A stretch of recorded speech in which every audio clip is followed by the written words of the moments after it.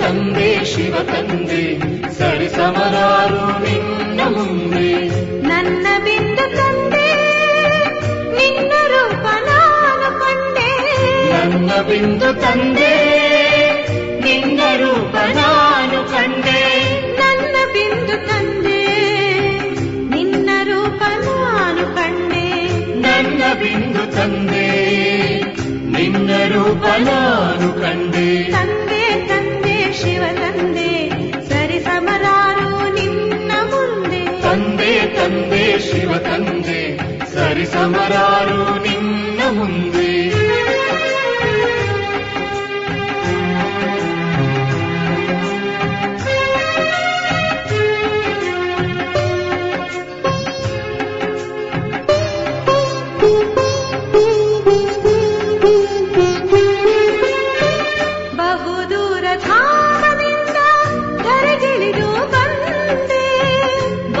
ದೂರ ಧಾಮದಿಂದ ಧರೆಗಿಳಿದು ಬಂದೆ.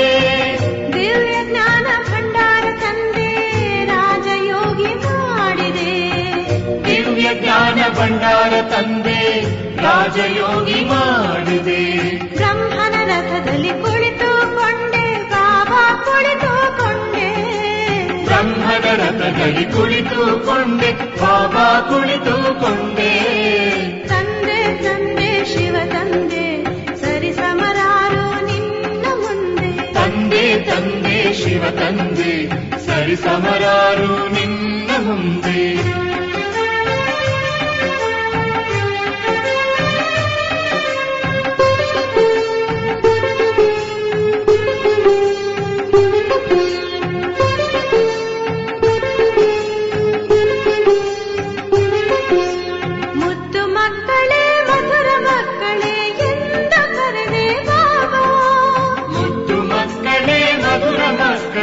ಎಂದು ಕರೆದೆ ಬಾಬಾ. ನನ್ನನ್ನು ಅಪ್ಪಿ ಮುದ್ದಾಡಿದೆ. ನನ್ನನ್ನು ಅಪ್ಪಿಕೊಂಡು ಮುದ್ದಾಡಿದೆ. ನನ್ನನ್ನು ಅಪ್ಪಿ ಮುದ್ದಾಡಿದೆ. ನನ್ನನ್ನು ಅಪ್ಪಿಕೊಂಡು ಮುದ್ದಾಡಿದೆ. ತಂದೆ ತಂದೆ ಶಿವ ತಂದೆ ಸರಿ ಸಮರಾರು ನಿನ್ನ ಮುಂದೆ. ತಂದೆ ತಂದೆ ಶಿವ ತಂದೆ ಸರಿ ಸಮರಾರು ನಿನ್ನ ಮುಂದೆ.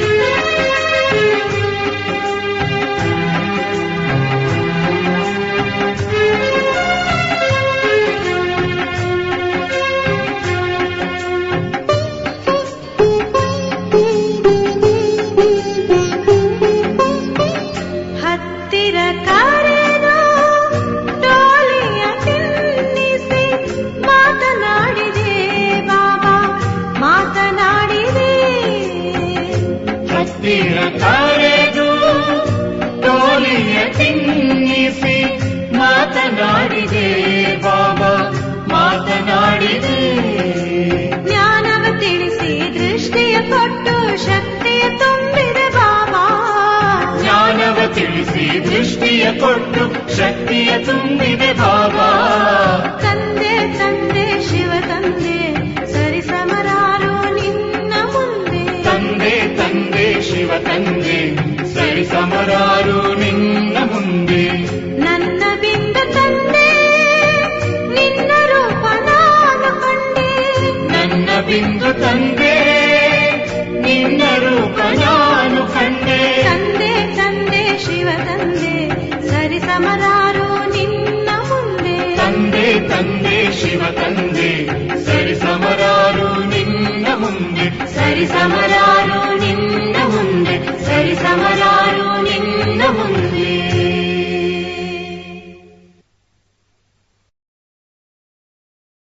ಓಂ ಶಾಂತಿ. ಇಂದಿನ ದಿನಾಂಕ 12/12/2025 ಪ್ರಾರ್ಥ ಮುರುಳಿ.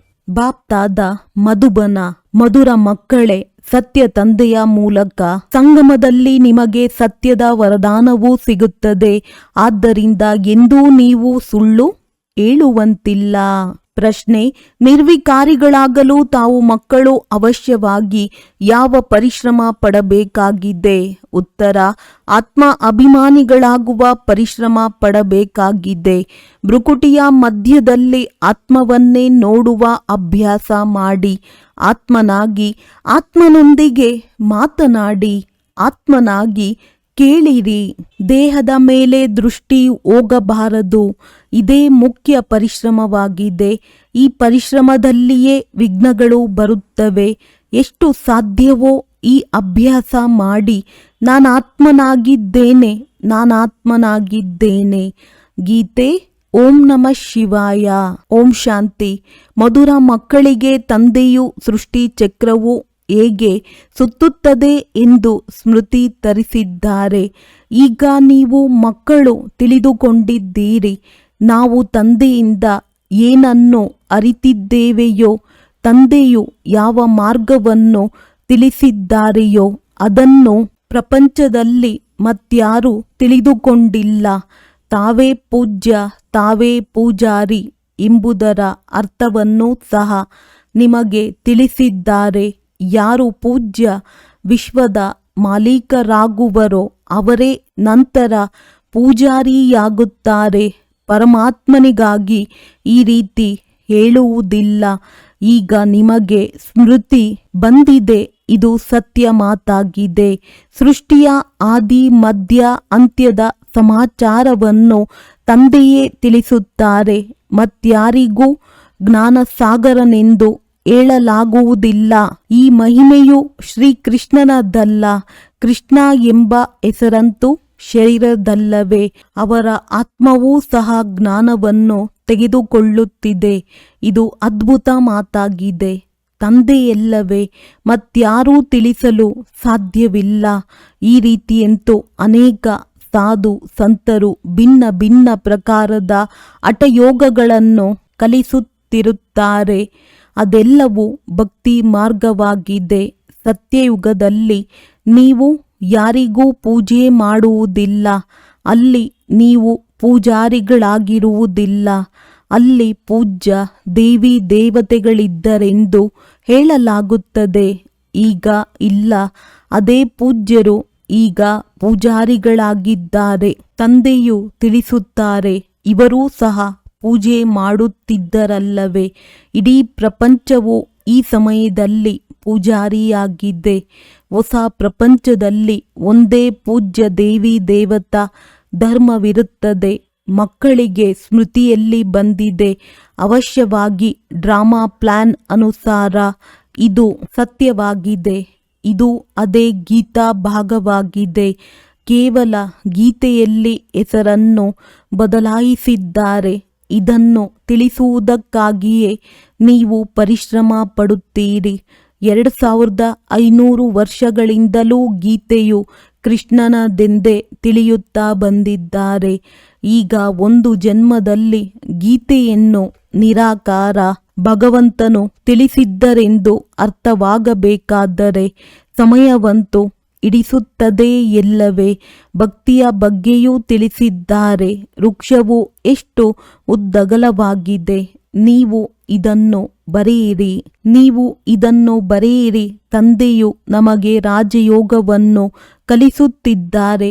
ಯಾವ ಮಕ್ಕಳಿಗೆ ಇದು ನಿಶ್ಚಯವಾಗಿ ಬಿಡುವುದೋ ಅವರು ಅನ್ಯರಿಗೂ ನಿಶ್ಚಯದಿಂದ ತಿಳಿಸುತ್ತಾರೆ. ನಿಶ್ಚಯವಿಲ್ಲದೆ ಇದ್ದರೆ ಹೇಗೆ ತಿಳಿಸುವುದು? ಯಾವುದೇ ಏರುಪೇರು ಆಗುವುದಿಲ್ಲವೇ ಎಂದು ಸ್ವಯಂ ತಬ್ಬಿಬ್ಬಾಗುತ್ತಿರುತ್ತಾರೆ. ಈಗ ಇನ್ನೂ ನಿರ್ಭಯರಾಗಿಲ್ಲ. ಯಾವಾಗ ಪೂರ್ಣ ದೇಹಿ ಅಭಿಮಾನಿಯಾಗಿ ಬಿಡುವರೋ ಆಗ ನಿರ್ಭಯರಾಗುತ್ತೀರಿ. ಹೆದರಿಕೆಯು ಭಕ್ತಿ ಮಾರ್ಗದಲ್ಲಿರುತ್ತದೆ. ನೀವೆಲ್ಲರೂ ಮಹಾವೀರರಾಗಿದ್ದೀರಿ. ಮಾಯೆಯ ಮೇಲೆ ಹೇಗೆ ಜಯಗಳಿಸುವುದೆಂದು ಪ್ರಪಂಚದಲ್ಲಿ ಯಾರೂ ತಿಳಿದುಕೊಂಡಿಲ್ಲ. ನೀವು ಮಕ್ಕಳಿಗೆ ಈಗ ಸ್ಮೃತಿ ಬಂದಿದೆ. ಮೊದಲು ಸಹ ತಂದೆಯು ಹೇಳಿದ್ದರು, ಮನ್ಮನಾಭವ ಪತಿತ ಪಾವನ ತಂದೆಯೇ ಬಂದು ಇದನ್ನು ತಿಳಿಸುತ್ತಾರೆ. ಬಲೆ ಗೀತೆಯಲ್ಲಿ ಶಬ್ದವಿದೆ, ಆದರೆ ಆ ರೀತಿ ಯಾರೂ ತಿಳಿಸುವುದಿಲ್ಲ. ತಂದೆಯು ತಿಳಿಸುತ್ತಾರೆ, ಮಕ್ಕಳೇ ದೇಹಿ ಅಭಿಮಾನಿ ಭವ. ಗೀತೆಯಲ್ಲಿ ಹಿಟ್ಟಿನಲ್ಲಿ ಉಪ್ಪಿನಷ್ಟು ಶಬ್ದಗಳಂತೂ ಇವೆಯಲ್ಲವೇ. ತಂದೆಯು ಪ್ರತಿಯೊಂದು ಮಾತಿನ ನಿಶ್ಚಯವನ್ನು ಮಾಡಿಸುತ್ತಾರೆ. ನಿಶ್ಚಯ ಬುದ್ಧಿ ವಿಜಯಂತಿ. ನೀವೀಗ ತಂದೆಯಿಂದ ಆಸ್ತಿಯನ್ನು ಪಡೆಯುತ್ತಿದ್ದೀರಿ. ಗೃಹಸ್ಥ ವ್ಯವಹಾರದಲ್ಲಿಯೂ ಇರಬೇಕಾಗಿದೆ. ಎಲ್ಲರೂ ಇಲ್ಲಿ ಬಂದು ಕುಳಿತುಕೊಳ್ಳುವ ಅವಶ್ಯಕತೆ ಇಲ್ಲ. ಸರ್ವಿಸ್ ಮಾಡಬೇಕು. ಸೇವಾ ಕೇಂದ್ರಗಳನ್ನು ತೆರೆಯಬೇಕಾಗಿದೆ. ನೀವು ರಕ್ಷಣಾ ದಳದವರಾಗಿದ್ದೀರಿ. ಈಶ್ವರೀಯ ಮಿಷಿನ್ ಆಗಿದ್ದೀರಲ್ಲವೇ. ಮೊದಲು ಶೂದ್ರ ಮಾಯಾವಿ ಸಂಘದವರಾಗಿದ್ದೀರಿ. ನೀವೀಗ ಈಶ್ವರೀಯ ಸಂಘದವರಾಗಿದ್ದೀರಿ. ನಿಮ್ಮ ಮಹತ್ವಿಕೆಯೂ ಬಹಳಷ್ಟಿದೆ. ಈ ಲಕ್ಷ್ಮೀನಾರಾಯಣರ ಮಹಿಮೆ ಏನಿದೆ. ಎಂತಹ ರಾಜರೋ ಆ ರೀತಿಯಾಗಿ ರಾಜ್ಯಭಾರ ಮಾಡುತ್ತಾರೆ. ಬಾಕಿ ಲಕ್ಷ್ಮೀನಾರಾಯಣರಿಗೆ ಸರ್ವಗುಣ ಸಂಪನ್ನರು, ವಿಶ್ವದ ಮಾಲೀಕರೆಂದು ಹೇಳುತ್ತಾರೆ. ಏಕೆಂದರೆ ಆ ಸಮಯದಲ್ಲಿ ಮತ್ಯಾವುದೇ ರಾಜ್ಯವಿರುವುದಿಲ್ಲ. ಹೇಗೆ ವಿಶ್ವದ ಮಾಲೀಕರಾಗುವುದೆಂದು ಈಗ ನೀವು ಮಕ್ಕಳು ಅರಿತುಕೊಂಡಿದ್ದೀರಿ. ಈಗ ನೀವೇ ದೇವತೆಗಳಾಗುತ್ತೀರಿ ಅಂದ ಮೇಲೆ ಅವರಿಗೆ ಹೇಗೆ ತಲೆಬಾಗಿಸುವಿರಿ? ನೀವು ಜ್ಞಾನಪೂರ್ಣರಾಗಿ ಬಿಟ್ಟಿದ್ದೀರಿ. ಯಾರಿಗೆ ಜ್ಞಾನವಿಲ್ಲವೋ ಅವರು ತಲೆಬಾಗುತ್ತಿರುತ್ತಾರೆ. ನೀವು ಎಲ್ಲರ ಪರಿಚಯವನ್ನು ಈಗ ಅರಿತುಕೊಂಡಿದ್ದೀರಿ. ಯಾವ ಚಿತ್ರಗಳು ಸರಿಯಾಗಿದೆ ಮತ್ತು ಯಾವುದು ತಪ್ಪಾಗಿವೆ ಎಂಬುದನ್ನು ಸಹ ನೀವು ತಿಳಿಸಬಲ್ಲಿರಿ. ರಾವಣ ರಾಜ್ಯವನ್ನು ಕುರಿತು ಸಹ ನೀವು ತಿಳಿಸುತ್ತೀರಿ. ಇದು ರಾವಣ ರಾಜ್ಯವಾಗಿದೆ. ಇದಕ್ಕೆ ಬೆಂಕಿ ಬೀಳುತ್ತಿದೆ. ಬಿದುರಿನ ಕಾಡಿಗೆ ಬೆಂಕಿ ಬೀಳುವುದು ವಿಶ್ವಕ್ಕೂ ಬಿದುರಿನ ಕಾಡು ಎಂದು ಹೇಳಲಾಗುತ್ತದೆ. ಯಾವ ಶಬ್ದಗಳ ಗಾಯನವಿದೆಯೋ ಅದರ ಮೇಲೆ ತಿಳಿಸಲಾಗುತ್ತದೆ. ಭಕ್ತಿ ಮಾರ್ಗದಲ್ಲಂತೂ ಅನೇಕ ಚಿತ್ರಗಳನ್ನು ಮಾಡಿದ್ದಾರೆ. ವಾಸ್ತವದಲ್ಲಿ ಮೊಟ್ಟ ಮೊದಲನೆಯದ್ದು ಶಿವತಂದೆಯ ಪೂಜೆಯಾಗಿದೆ. ನಂತರ ಬ್ರಹ್ಮ ವಿಷ್ಣು ಶಂಕರನದ್ದಾಗಿದೆ. ತ್ರಿಮೂರ್ತಿ ಚಿತ್ರವನ್ನು ಮಾಡಿಸಿರುವುದು ಸರಿಯಾಗಿದೆ. ನಂತರ ಈ ಲಕ್ಷ್ಮೀ ನಾರಾಯಣ ತ್ರಿಮೂರ್ತಿಯಲ್ಲಿ ಬ್ರಹ್ಮ ಸರಸ್ವತಿಯು ಬಂದು ಬಿಡುತ್ತಾರೆ. ಭಕ್ತಿ ಮಾರ್ಗದಲ್ಲಿ ಎಷ್ಟೊಂದು ಚಿತ್ರಗಳನ್ನು ಮಾಡುತ್ತಾರೆ. ಹನುಮಂತನ ಪೂಜೆ ಮಾಡುತ್ತಾರೆ. ನೀವು ಮಹಾವೀರರಾಗುತ್ತಿದ್ದೀರಲ್ಲವೇ. ಮಂದಿರದಲ್ಲಿಯೂ ಕೆಲವರನ್ನು ಆನೆಯ ಮೇಲೆ ಸವಾರಿ, ಇನ್ನು ಕೆಲವು ದೇವತೆಗಳನ್ನು ಕುದುರೆಯ ಮೇಲೆ ಸವಾರಿಯನ್ನು ತೋರಿಸಿದ್ದಾರೆ. ಆದರೆ ಈ ರೀತಿ ಏನೂ ಇಲ್ಲ. ತಂದೆಯು ಮಹಾರಥಿ ಎಂದು ಹೇಳುತ್ತಾರೆ. ಮಹಾರಥಿ ಎಂದರೆ ಆನೆಯ ಮೇಲೆ ಸವಾರಿ ಎಂದರ್ಥ. ಇದರಿಂದ ಅವರು ಆನೆಯ ಮೇಲೆ ಸವಾರಿಯನ್ನು ತೋರಿಸಿ ಬಿಟ್ಟಿದ್ದಾರೆ. ಇದನ್ನು ತಿಳಿಸಿದ್ದಾರೆ. ಹೇಗೆ ಗಜವನ್ನು ಗ್ರಾಹವು ತಿನ್ನುತ್ತದೆ. ತಂದೆಯು ತಿಳಿಸುತ್ತಾರೆ, ಯಾರು ಮಹಾರಥಿ ಆಗಿದ್ದಾರೆಯೋ ಅವರನ್ನೂ ಸಹ ಕೆಲವೊಮ್ಮೆ ಮಾಯಾ ಮೊಸಳೆಯು ನುಂಗಿ ಬಿಡುತ್ತದೆ. ನಿಮಗೀಗ ಜ್ಞಾನದ ತಿಳುವಳಿಕೆಯೂ ಬಂದಿದೆ. ಒಳ್ಳೊಳ್ಳೆಯ ಮಹಾರಥಿಗಳನ್ನು ಮಾಯೆಯು ನುಂಗಿ ಬಿಡುತ್ತದೆ. ಇದು ಜ್ಞಾನದ ಮಾತುಗಳಾಗಿವೆ. ಇದರ ವರ್ಣನೆಯನ್ನು ಯಾರೂ ಮಾಡಲು ಸಾಧ್ಯವಿಲ್ಲ. ತಂದೆಯು ತಿಳಿಸಿದ್ದಾರೆ, ನಿರ್ವಿಕಾರಿಗಳಾಗಬೇಕು. ದೈವಿ ಗುಣಗಳನ್ನು ಧಾರಣೆ ಮಾಡಿಕೊಳ್ಳಬೇಕಾಗಿದೆ. ಕಲ್ಪಕಲ್ಪವೂ ತಂದೆಯು ತಿಳಿಸುತ್ತಾರೆ, ಕಾಮ ಮಹಾಶತ್ರುವಾಗಿದೆ. ಇದರಲ್ಲಿ ಪರಿಶ್ರಮವಿದೆ. ಇದರ ಮೇಲೆ ನೀವು ವಿಜಯ ಗಳಿಸುತ್ತೀರಿ. ಪ್ರಜಾಪಿತನ ಮಕ್ಕಳೆಂದರೆ ಸಹೋದರ ಸಹೋದರಿಯರಾದಿರಿ. ವಾಸ್ತವದಲ್ಲಿ ಮೂಲತಃ ನೀವು ಆತ್ಮರಾಗಿದ್ದೀರಿ. ಆತ್ಮವು ಆತ್ಮನೊಂದಿಗೆ ಮಾತನಾಡುತ್ತದೆ. ಆತ್ಮವೇ ಈ ಕಿವಿಗಳಿಂದ ಕೇಳುತ್ತದೆ. ಇದನ್ನು ನೆನಪಿಡಬೇಕಾಗಿದೆ. ನಾವು ಆತ್ಮನಿಗೆ ತಿಳಿಸುತ್ತೇವೆ, ದೇಹಕ್ಕಲ್ಲ. ಮೂಲತಃ ನಾವಾತ್ಮರು ಸಹೋದರರಾಗಿದ್ದೇವೆ ಮತ್ತು ಪರಸ್ಪರ ಸಹೋದರ ಸಹೋದರಿಯರೂ ಆಗಿದ್ದೇವೆ. ಸಹೋದರರಿಗೆ ತಿಳಿಸಲಾಗುತ್ತದೆ, ದೃಷ್ಟಿಯು ಆತ್ಮದ ಕಡೆ ಹೋಗಬೇಕು. ನಾವು ಸಹೋದರರಿಗೆ ತಿಳಿಸುತ್ತೇವೆ, ಸಹೋದರನೇ ಕೇಳುತ್ತಿದ್ದೀರಾ? ನಾನಾತ್ಮನು ಕೇಳುತ್ತೇನೆ. ಬಿಕನೇರ್ನಲ್ಲಿ ಒಬ್ಬ ಮಗುವಿದ್ದಾರೆ. ಅವರು ಸದಾ ಆತ್ಮ ಆತ್ಮ ಎಂದು ಬರೆಯುತ್ತಾರೆ. ನಾನಾತ್ಮನು ಈ ಶರೀರದ ಮೂಲಕ ಇದ್ದೇನೆ. ನಾನಾತ್ಮನಿಗೆ ಈ ವಿಚಾರವಿದೆ, ನಾನಾತ್ಮ ಇದನ್ನು ಮಾಡುತ್ತೇನೆ. ಆತ್ಮ ಅಭಿಮಾನಿಯಾಗುವುದು ಪರಿಶ್ರಮದ ಮಾತಲ್ಲವೇ? ನಾನಾತ್ಮ ನಮಸ್ಕಾರ ಮಾಡುತ್ತೇನೆ. ಹೇಗೆ ಆತ್ಮಿಕ ಮಕ್ಕಳೇ ಎಂದು ತಂದೆಯು ಹೇಳುತ್ತಾರೆ. ಅಂದಾಗ ಭ್ರುಕುಟಿಯ ಕಡೆ ನೋಡಬೇಕಾಗಿ ಆತ್ಮವೇ ಕೇಳುವಂಥದ್ದಾಗಿದೆ. ನಾನು ಆತ್ಮನಿಗೆ ತಿಳಿಸುತ್ತೇನೆ, ನಿಮ್ಮ ದೃಷ್ಟಿಯೂ ಸಹ ಆತ್ಮದ ಕಡೆಯೇ ಹೋಗಬೇಕು. ಆತ್ಮವು ಭ್ರುಕುಟಿಯ ಮಧ್ಯದಲ್ಲಿದೆ. ಶರೀರದ ಮೇಲೆ ದೃಷ್ಟಿ ನೋಡಬೇಕಾಗಿದೆ. ದೇಹಾಭಿಮಾನವನ್ನು ಬಿಡಿ. ಆತ್ಮಕ್ಕೆ ಗೊತ್ತಿದೆ, ತಂದೆಯೂ ಸಹ ಇಲ್ಲಿ ಭ್ರುಕುಟಿಯ ಮಧ್ಯದಲ್ಲಿ ಕುಳಿತಿದ್ದಾರೆ. ಅವರಿಗೆ ನಾವು ನಮಸ್ತೆ ಮಾಡುತ್ತೇವೆ. ಬುದ್ಧಿಯಲ್ಲಿ ಈ ಜ್ಞಾನವಿದೆ, ನಾವಾತ್ಮರಾಗಿದ್ದೇವೆ. ಆತ್ಮವೇ ಕೇಳಿಸಿಕೊಳ್ಳುತ್ತದೆ. ಮೊದಲು ಈ ಜ್ಞಾನವಿರಲಿಲ್ಲ. ಈ ದೇಹವು ಪಾತ್ರವನ್ನು ಅಭಿನಯಿಸುವುದಕ್ಕಾಗಿ ಸಿಕ್ಕಿದೆ. ಆದ್ದರಿಂದ ದೇಹಕ್ಕೆ ಹೆಸರನ್ನಿಡಲಾಗುತ್ತದೆ. ಈ ಸಮಯದಲ್ಲಿ ನೀವು ಆತ್ಮ ಅಭಿಮಾನಿಯಾಗಿ ಹಿಂತಿರುಗಿ ಹೋಗಬೇಕಾಗಿದೆ. ಈ ಹೆಸರುಗಳನ್ನು ಪಾತ್ರವನ್ನು ಅಭಿನಯಿಸುವುದಕ್ಕಾಗಿ ಇಡಲಾಗಿದೆ. ಹೆಸರಿಲ್ಲದೆ ಕಾರೋಬಾರು ನಡೆಯಲು ಸಾಧ್ಯವಿಲ್ಲ. ಸತ್ಯಯುಗದಲ್ಲಿಯೂ ಸಹ ಕಾರೋಬಾರು ನಡೆಯುತ್ತದೆ ಎಲ್ಲವೇ? ಆದರೆ ನೀವು ಸತೋಪ್ರಧಾನರಾಗಿ ಬಿಡುತ್ತೀರಿ. ಆದ್ದರಿಂದ ಅಲ್ಲಿ ಯಾವುದೇ ವಿಕರ್ಮವಾಗುವುದಿಲ್ಲ. ವಿಕರ್ಮವಾಗುವಂತಹ ಕೆಲಸವನ್ನೇ ನೀವು ಮಾಡುವುದಿಲ್ಲ. ಮಾಯೆಯ ರಾಜ್ಯವೇ ಇರುವುದಿಲ್ಲ. ಈಗ ತಂದೆಯು ತಿಳಿಸುತ್ತಾರೆ, ನೀವಾತ್ಮಗಳು ಹಿಂತಿರುಗಿ ಹೋಗಬೇಕಾಗಿದೆ. ಇದಂತೂ ಹಳೆಯ ಶರೀರವಾಗಿದೆ. ಮತ್ತೆ ನೀವು ಸತ್ಯ ತ್ರೇತಾಯುಗದಲ್ಲಿ ಹೋಗುತ್ತೀರಿ. ಅಲ್ಲಿ ಜ್ಞಾನದ ಅವಶ್ಯಕತೆಯೇ ಇರುವುದಿಲ್ಲ. ಇಲ್ಲಿ ನಿಮಗೆ ಜ್ಞಾನವನ್ನು ಏಕೆ ಕೊಡುತ್ತೇನೆ? ಏಕೆಂದರೆ ದುರ್ಗತಿಯನ್ನು ಪಡೆದಿದ್ದೀರಿ. ಕರ್ಮವನ್ನಂತೂ ಅಲ್ಲಿಯೂ ಮಾಡಬೇಕಾಗಿದೆ, ಆದರೆ ಅದು ಅಕರ್ಮವಾಗಿ ಬಿಡುತ್ತದೆ. ಈಗ ತಂದೆಯು ತಿಳಿಸುತ್ತಾರೆ, ಕೈ ಕೆಲಸ ಮಾಡುತ್ತಿರಲಿ, ಬುದ್ಧಿಯು ತಂದೆಯನ್ನು ನೆನಪು ಮಾಡಲಿ. ಆತ್ಮವು ತಂದೆಯನ್ನು ನೆನಪು ಮಾಡುತ್ತದೆ. ಸತ್ಯಯುಗದಲ್ಲಿ ನೀವು ಪಾವನರಾಗಿದ್ದಾಗ ಎಲ್ಲ ಕಾರೋಬಾರು ಪಾವನವಾಗಿರುತ್ತದೆ. ತಮೋಪ್ರಧಾನ ರಾವಣ ರಾಜ್ಯದಲ್ಲಿ ನಿಮ್ಮ ಕಾರೋಬಾರು ಕೋಟ ಆಗಿಬಿಡುತ್ತದೆ. ಆದ್ದರಿಂದ ಮನುಷ್ಯರು ತೀರ್ಥಯಾತ್ರೆಗಳಿಗೆ ಹೋಗುತ್ತಾರೆ. ತೀರ್ಥಯಾತ್ರೆ ಮೊದಲಾದವುಗಳಿಗೆ ಹೋಗುವಂತಾಗಲು ಸತ್ಯಯುಗದಲ್ಲಿ ಅವರು ಯಾವುದೇ ಪಾಪ ಮಾಡುವುದಿಲ್ಲ.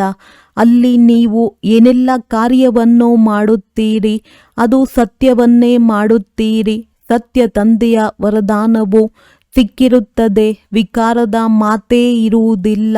ಕಾರೋಬಾರಿನಲ್ಲಿಯೂ ಸುಳ್ಳು ಹೇಳುವ ಅವಶ್ಯಕತೆ ಇರುವುದಿಲ್ಲ. ಇಲ್ಲಂತೂ ಲೋಭವಿರುವ ಕಾರಣ ಸುಳ್ಳು ಕಳ್ಳತನ ಮಾಡುತ್ತಾರೆ. ಅಲ್ಲಿ ಈ ಮಾತುಗಳಿರುವುದಿಲ್ಲ. ಡ್ರಾಮಾ ಅನುಸಾರ ನೀವು ಇಂತಹ ಹೂಗಳಾಗಿ ಬಿಡುತ್ತೀರಿ. ಅದು ನಿರ್ವಿಕಾರಿ ಪ್ರಪಂಚ, ಇದು ವಿಕಾರಿ ಪ್ರಪಂಚವಾಗಿದೆ. ಇಡೀ ಆಟವು ಬುದ್ಧಿಯಲ್ಲಿದೆ. ಈ ಸಮಯದಲ್ಲಿಯೇ ಪವಿತ್ರರಾಗಲು ಪರಿಶ್ರಮ ಪಡಬೇಕಾಗುವುದು. ಯೋಗ ಬಲದಿಂದಲೇ ನೀವು ವಿಶ್ವದ ಮಾಲೀಕರಾಗುತ್ತೀರಿ. ಯೋಗ ಬಲವು ಮುಖ್ಯವಾಗಿದೆ. ತಂದೆಯು ತಿಳಿಸುತ್ತಾರೆ, ಭಕ್ತಿ ಮಾರ್ಗದ ಯಜ್ಞ, ತಪ ಮೊದಲಾದವುಗಳಿಂದ ಯಾರು ನನ್ನನ್ನು ಪ್ರಾಪ್ತಿ ಮಾಡಿಕೊಳ್ಳುವುದಿಲ್ಲ. ಇನ್ನು ಸತೋ ರಜೋ ತಮೋದಲ್ಲಿ ಬರಲೇಬೇಕಾಗಿದೆ. ಜ್ಞಾನವು ಬಹಳ ಸಹಜ ಹಾಗೂ ರಮಣೀಕವಾಗಿದೆ. ಪರಿಶ್ರಮವೂ ಇದೆ. ಈ ಯೋಗಕ್ಕೆ ಮಹಿಮೆ ಇದೆ. ಇದರಿಂದ ನೀವು ಸತೋಪ್ರಧಾನರಾಗಬೇಕಾಗಿದೆ. ತಮೋಪ್ರಧಾನರಿಂದ ಸತೋಪ್ರಧಾನರನ್ನಾಗಿ ಮಾಡುವ ಮಾರ್ಗವನ್ನು ತಂದೆಯೇ ತಿಳಿಸುತ್ತಾರೆ. ಮತ್ಯಾರೂ ಈ ಜ್ಞಾನವನ್ನು ಕೊಡಲು ಸಾಧ್ಯವಿಲ್ಲ. ಬಲೆ ಕೆಲವರು ಚಂದ್ರಗ್ರಹದವರೆಗೂ ಹೋಗುತ್ತಾರೆ, ಕೆಲವರು ಸಾಗರದ ಆಳದಲ್ಲಿ ಹೋಗುತ್ತಾರೆ. ಆದರೆ ಅದೇನೂ ರಾಜಯೋಗದವಲ್ಲ. ಅದರಿಂದ ನರನಿಂದ ನಾರಾಯಣನಂತೂ ಆಗಲು ಸಾಧ್ಯವಿಲ್ಲ. ನಾವು ಆದಿ ಸನಾತನ ದೇವಿ ದೇವತಾ ಧರ್ಮದವರಾಗಿದ್ದೆವು. ಈಗ ಪುನಃ ಆಗುತ್ತಿದ್ದೇವೆಂದು ಇಲ್ಲಿ ನೀವು ತಿಳಿದುಕೊಳ್ಳುತ್ತೀರಿ. ಸ್ಮೃತಿ ಬಂದಿದೆ. ತಂದೆಯು ಕಲ್ಪದ ಮೊದಲು ಸಹ ಇದನ್ನು ತಿಳಿಸಿದ್ದರು. ನಿಶ್ಚಯ ಬುದ್ಧಿ ವಿಜಯಂತಿ. ನಿಶ್ಚಯವಿಲ್ಲದಿದ್ದರೆ ಅವರು ಕೇಳುವುದಕ್ಕೆ ಬರುವುದೇ ಇಲ್ಲ. ನಿಶ್ಚಯ ಬುದ್ಧಿಯವರಿಂದ ಮತ್ತೆ ಸಂಶಯ ಬುದ್ಧಿಯವರಾಗಿ ಬಿಡುತ್ತಾರೆ. ಬಹಳ ಒಳ್ಳೊಳ್ಳೆಯ ಮಹಾರಥಿಗಳು ಸಹ ಸಂಶಯದಲ್ಲಿ ಬಂದು ಬಿಡುತ್ತಾರೆ. ಮಾಯೆಯ ಸ್ವಲ್ಪ ಬಿರುಗಾಳಿ ಬಂದರೂ ಸಾಕು, ದೇಹಾಭಿಮಾನವು ಬಂದು ಬಿಡುತ್ತದೆ. ಈ ಬಾಪ್ತಾದ ಇಬ್ಬರೂ ಕಂಬೈಂಡ್ ಆಗಿದ್ದಾರಲ್ಲವೇ? ಶಿವ ತಂದೆಯು ಜ್ಞಾನವನ್ನು ಕೊಡುತ್ತಾರೆ, ಮತ್ತೆ ಹೊರಟು ಹೋಗುತ್ತಾರೆಯೇ ಅಥವಾ ಏನಾಗುತ್ತದೆ ಎಂಬುದನ್ನು ಯಾರು ತಿಳಿಸುವರು? ಬಾಬಾ ತಾವು ಸದಾ ಇರುತ್ತೀರಾ ಅಥವಾ ಹೊರಟು ಹೋಗುತ್ತೀರಾ ಎಂದು ತಂದೆಯೊಂದಿಗೆ ಕೇಳುವವರು ಯಾರು? ತಂದೆಯೊಂದಿಗೆ ಕೇಳಲು ಸಾಧ್ಯವಿಲ್ಲ ಅಲ್ಲವೇ? ತಂದೆಯು ತಿಳಿಸುತ್ತಾರೆ, ನಾನು ನಿಮಗೆ ಪತಿತರಿಂದ ಪಾವನರಾಗುವ ಮಾರ್ಗವನ್ನು ತಿಳಿಸುತ್ತೇನೆ. ಬರುತ್ತೇನೆ, ಹೋಗುತ್ತೇನೆ. ನಾನು ಬಹಳ ಕೆಲಸಗಳನ್ನು ಮಾಡಬೇಕಾಗುತ್ತದೆ. ಮಕ್ಕಳ ಬಳಿ ಹೋಗುತ್ತೇನೆ, ಅವರಿಂದ ಕಾರ್ಯ ಮಾಡಿಸುತ್ತೇನೆ. ಇದರಲ್ಲಿ ಯಾವುದೇ ಸಂಶಯದ ಮಾತನ್ನು ತರಬಾರದು. ತಮ್ಮ ಕರ್ತವ್ಯವಾಗಿದೆ. ತಂದೆಯನ್ನು ನೆನಪು ಮಾಡುವುದು. ಸಂಶಯದಲ್ಲಿ ಬರುವುದರಿಂದ ಬಿದ್ದು ಹೋಗುತ್ತಾರೆ. ಮಾಯೆಯು ಬಹಳ ಜೋರಾಗಿ ಪೆಟ್ಟು ಕೊಡುತ್ತದೆ. ತಂದೆಯು ಹೇಳಿದ್ದಾರೆ, ನಾನು ಇವರ ಬಹಳ ಜನ್ಮಗಳ ಅಂತಿಮ ಜನ್ಮದಲ್ಲಿಯೂ ಅಂತ್ಯದಲ್ಲಿ ಪ್ರವೇಶಿಸುತ್ತೇನೆ. ಮಕ್ಕಳಿಗೆ ನಿಶ್ಚಯವೂ ಇದೆ. ಅವಶ್ಯವಾಗಿ ತಂದೆಯೇ ನಮಗೆ ಈ ಜ್ಞಾನವನ್ನು ಕೊಡುತ್ತಿದ್ದಾರೆ, ಮತ್ಯಾರೂ ಕೊಡಲು ಸಾಧ್ಯವಿಲ್ಲ. ಆದರೂ ಸಹ ಈ ನಿಶ್ಚಯದಿಂದ ಎಷ್ಟೊಂದು ಮಂದಿ ಕೆಳಗೆ ಬೀಳುತ್ತಾರೆ. ಇದು ತಂದೆಗೆ ಗೊತ್ತಿದೆ. ನೀವು ಪಾವನರಾಗಬೇಕೆಂದರೆ ನನ್ನೊಬ್ಬನನ್ನೇ ನೆನಪು ಮಾಡಿ, ಮತ್ಯಾರ ಮಾತುಗಳ ಹಿಂದೆ ಬೀಳಬೇಡಿ ಎಂದು ತಂದೆಯು ತಿಳಿಸುತ್ತಾರೆ. ನೀವು ಇಂತಹ ಮಾತುಗಳನ್ನಾಡುತ್ತೀರಿ. ಇದರಿಂದಲೇ ಪಕ್ಕಾ ನಿಶ್ಚಯವಿಲ್ಲವೆಂಬುದು ಅರ್ಥವಾಗುತ್ತದೆ. ಮೊದಲು ಒಂದು ಮಾತನ್ನು ತಿಳಿದುಕೊಳ್ಳಿ, ಅದರಿಂದ ನಿಮ್ಮ ಪಾಪ ನಾಶವಾಗುತ್ತದೆ. ಉಳಿದಂತೆ ವ್ಯರ್ಥ ಮಾತುಗಳನ್ನಾಡುವ ಅವಶ್ಯಕತೆ ಇಲ್ಲ. ತಂದೆಯ ನೆನಪಿನಿಂದ ವಿಕರ್ಮ ವಿನಾಶವಾಗುತ್ತದೆ. ಅಂದ ಮೇಲೆ ಅನ್ಯ ಮಾತುಗಳಲ್ಲಿ ಏಕೆ ಬರುತ್ತೀರಿ?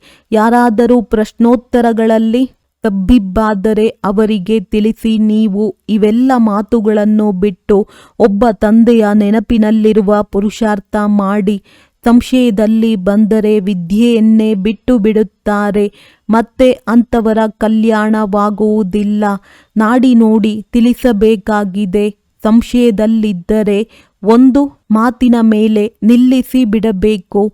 ಬಹಳ ಯುಕ್ತಿಯಿಂದ ತಿಳಿಸಬೇಕಾಗುತ್ತದೆ.